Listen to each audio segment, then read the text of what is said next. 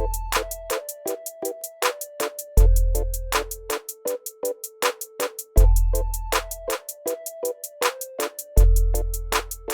everyone, today we have Brian Fitzpatrick on the show. Welcome, Fitz. Thanks for having me. I appreciate it. Yeah, of course. So, I see that you're involved in a lot. The biggest thing is that you're the founder of Moebius Adventures game, which has released the Aliens and Asteroids game, as well as the Tattered Magicks game. I'd love to learn more about these games and about your experience with all of this. Okay. So Moebius Adventures has been around for longer than I'm willing to admit. This is kind of our third iteration of Moebius Adventures over the last, heaven forbid, 30 years. But it's been the most successful one. I have partnered with Alan Barr, who runs Gallant Knight Games, and he's kind of helping with the marketing aspect and some of the production aspects to our games. And he was instrumental in helping with Aliens and Asteroids, which we successfully kickstarted back in 2017 and then released in 2018. We barely squeaked by with our first Kickstarter for our initial goal. So that was a learning experience and a little stressful towards the end, but we made it. So we're looking at doing another Kickstarter. We were pondering it for Tattered Magicks, but we decided that we would push forward, and we have a kind of a fantasy Conan-esque version of the game that we want to do next as a Kickstarter. So that should be interesting, probably next year sometime. As far as Aliens and Asteroids, if you've ever watched Aliens and you wanted to be that group of space marines going into the breach and challenging the monster, that's pretty much what Aliens and Asteroids is. It's my homage to Aliens and Starship Troopers and that kind of genre. It's fun. We came up with a new system that's really quick and easy to learn and create characters. So pretty much you can come up with a scenario on the fly and just go with it. And it's been really well received. We've had several supplements that we've released so far. And Tattered Magicks is our new one, which is urban fantasy. So think Buffy the Vampire Slayer or werewolves and vampires, magic in the modern day. And pretty much we took the same system as Aliens and Asteroids and then added a bit of magic to it so that you could create your own spells on the fly and have these battles versus, in our world, it's the Fae that are invading Earth. So we have this big Fae war coming. But it's been fun. We've been play testing off and on Tattered Magicks for about a year before we released, and we're happy with the book. The book turned out great, and we're looking forward to seeing what people think of it. So nice. Yeah, that's exciting. Yeah, so I have a couple questions based on what you said. I guess my first question is, what made you want to start Moebius Games? And I'd love to hear more about your background as well. So Moebius started in the mid-90s when my friend Sean Bindle and I, who had been gaming together since college, decided, oh, we can do D&D better. And that's kind of how all of this starts, right? You kind of go, oh, I have this great idea. We want this universal role-playing game that we could play across every genre. And that's how we started. I believe the initial incarnation of Moebius Adventures, we sold one book. Now, this was before places like Drive-Thru RPG opened up and PDF became, and print on demand got really popular. So we actually sold our first book in a 3-ring binder, printed it here and just hole punched the thing and sent it off to the UK. I don't know that it ever got there. I just know that we actually shipped one copy. Fast forward a few years, and in 2006 I rebooted Moebius Adventures. My friend Sean passed away, unfortunately, in 2000, and it took me a few years to kind of gather wits, I guess, to kind of come back up to speed. And we released the Moebius Adventures Core Rules book, which I wrote based on the rules that we created in the 90s and did all the layout and art coordination and all that good stuff myself. We didn't sell very many copies of the book, but we gave away 1,000 copies of the book in a Thanksgiving giveaway one year, and yeah, I don't recommend that. It was a learning experience, a big learning experience. Yeah. It was critically panned. There were some good ideas in it, and it was hosed. Fast forward to a few more years, and I was doing like system neutral stuff, like more like idea generators. So like little PDFs you could buy to roll some dice and get like a writing prompt. And I love random dice. I don't know if you've played D&D. You said you were more of a tabletop card game and board game kind of guy, but D&D, the original version of the hardbacks, there was an entire appendix on rolling dice to create a random dungeon. And I just thought that was the coolest thing. Now, I was 12 at the time, but you know, it was a long time ago. So I've always liked random tables. So that was what I based a lot of the stuff on. And then I talked to Alan Barr at Gallant Knight, and I had this idea for a Space Marines game, and that's how Aliens and Asteroids kind of got kicked off. So I've kind of done a little bit of everything. I've not had a huge amount of success, but we're happy with where we're at. We love the game. The people who have played the game have had a blast. There's a story about we had a play tester who's now running a game of Aliens and Asteroids for me. I got to play in my own game, and that was kind of a watershed moment. So that's kind of how we got to where we're at. I don't know that I answered your question. I just rambled a lot, but no, that's great. That's definitely what I wanted to hear. It's cool to hear how that all kind of came to be. I think, you know, lots of people when they want to make games, it's because they have their own love for the game and they want to share that with others. So it sounds like that's what you've been doing. Yep, pretty much.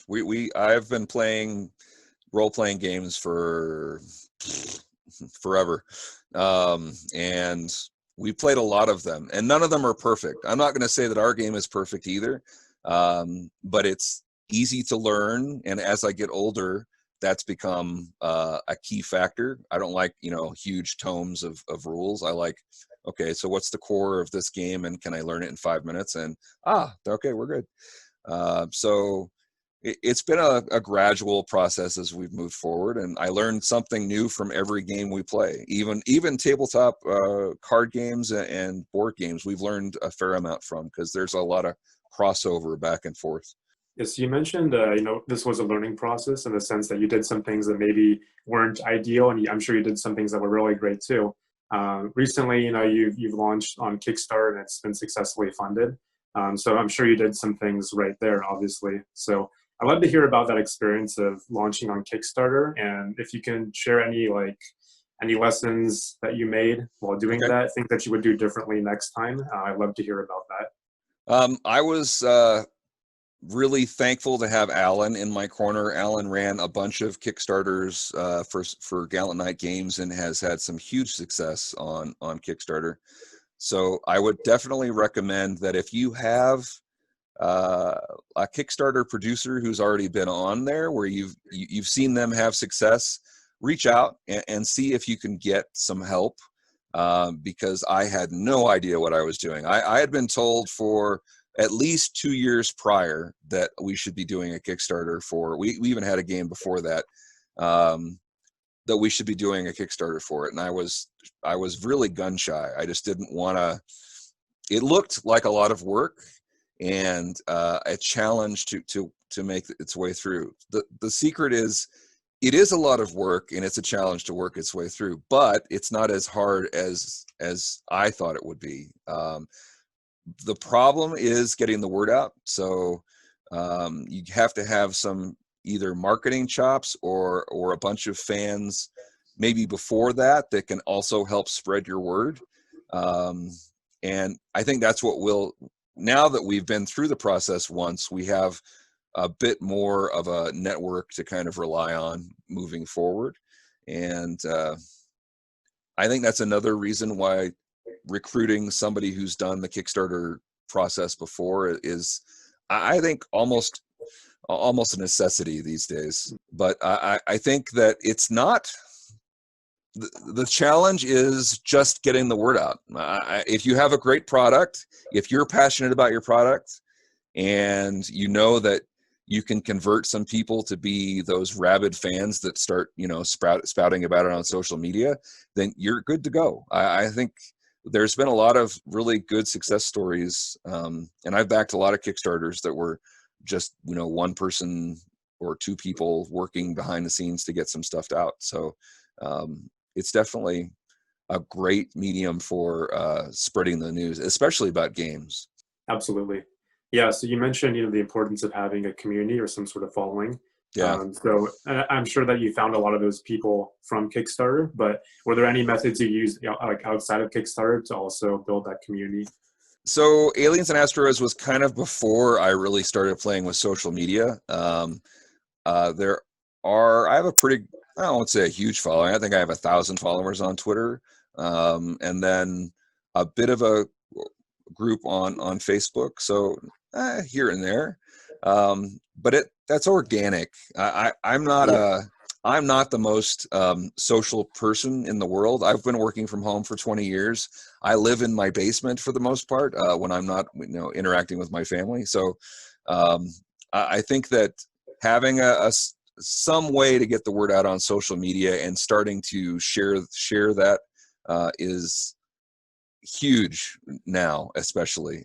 So building that network so that when you go live, you're not working on building the network at the same time that you're actually trying to either finish up the product to get it released or spread the word of your Kickstarter. So I think there definitely has to be some ground roots kind of efforts there.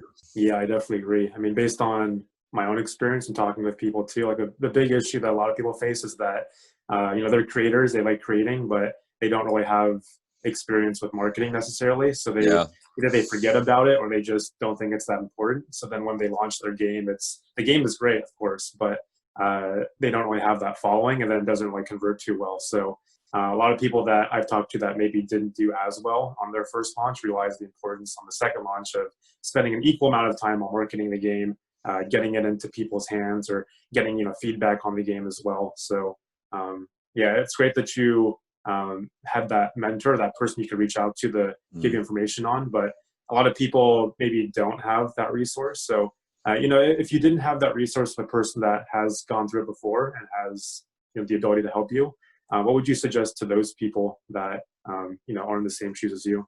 There is a great book called Steal Like an Artist. I recommend that you get and read that book cover to cover, and then go to Kickstarter and find those projects that are similar to yours and see what you think worked and what didn't, and build your own approach based on what those other folks did. There's no use reinventing the wheel at this point, because Kickstarter's been around long enough that there's lots and lots and lots of examples. Some of them are obviously more successful than others. So I would, just do your research and try to figure out what worked and what didn't. And then try to duplicate what you think is going to work.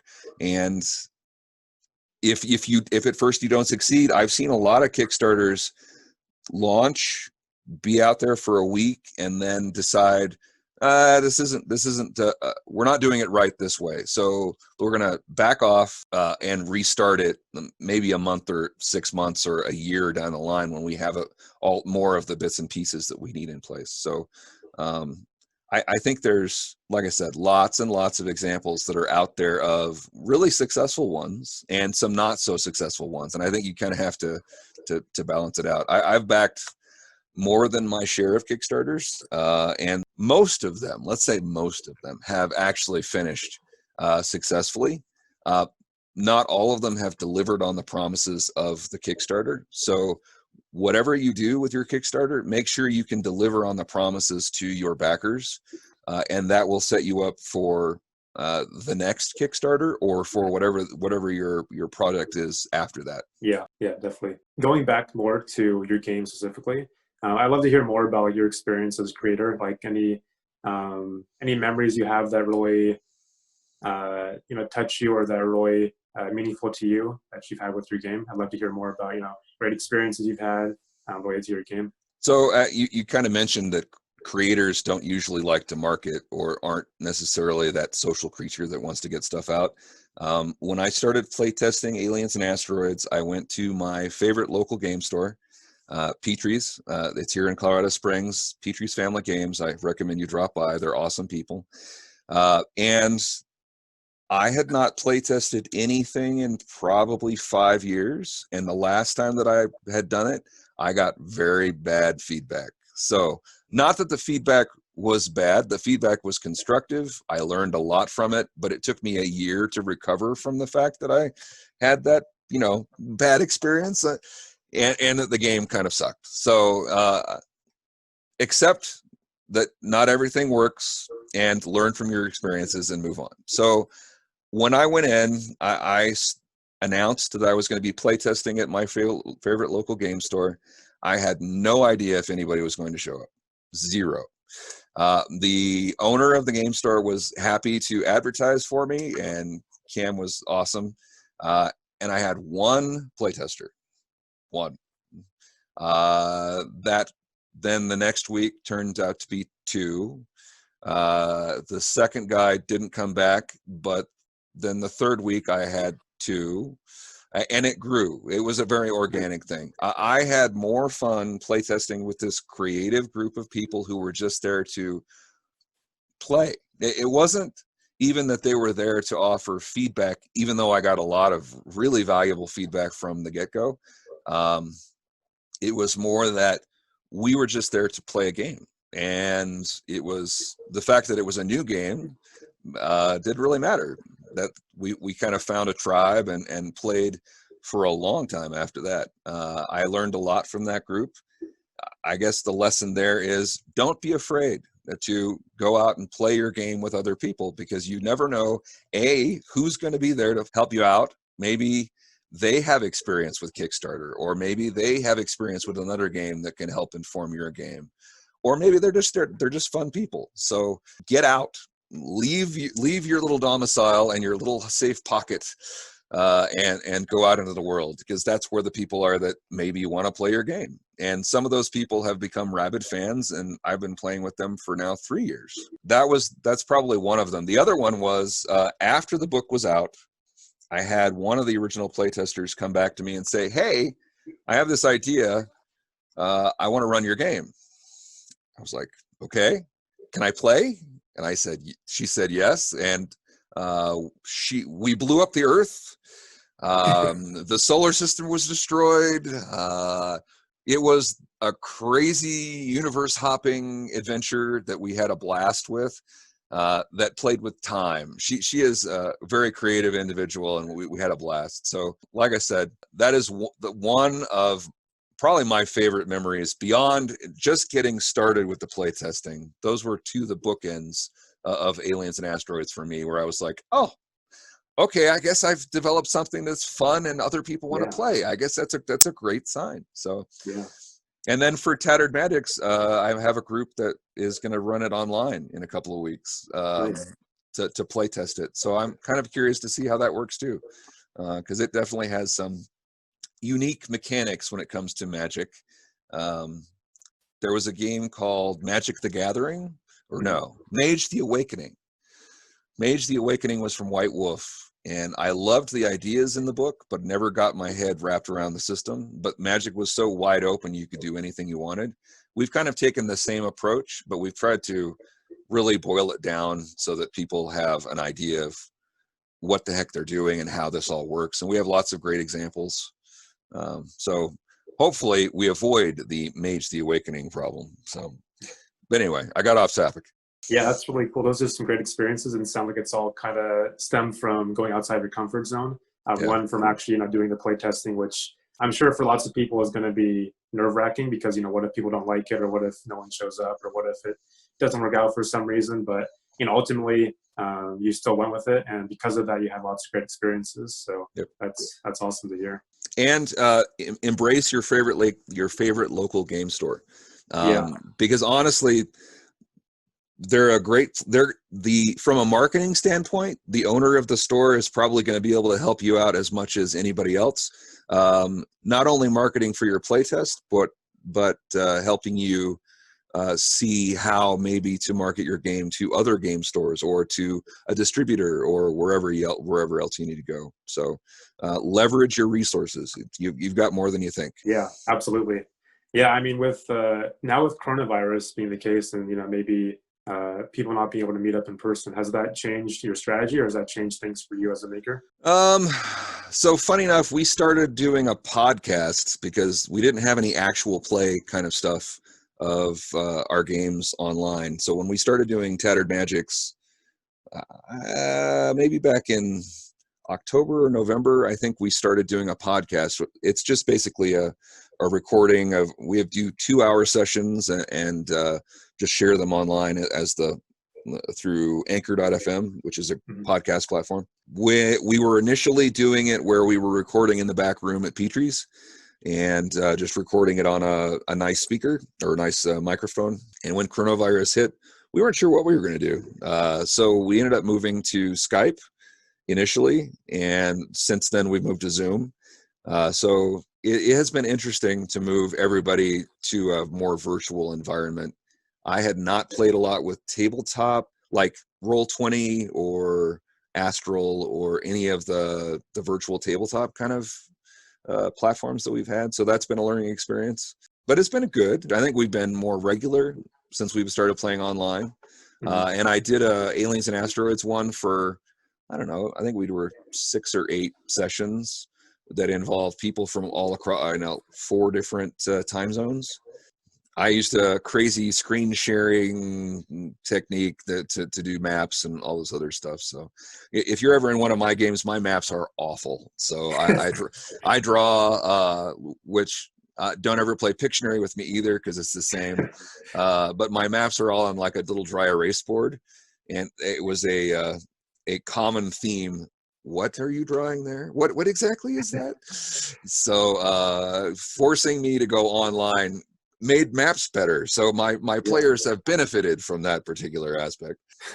That's cool to hear how you're adapting to this. So what's next on the horizon for you as a creator?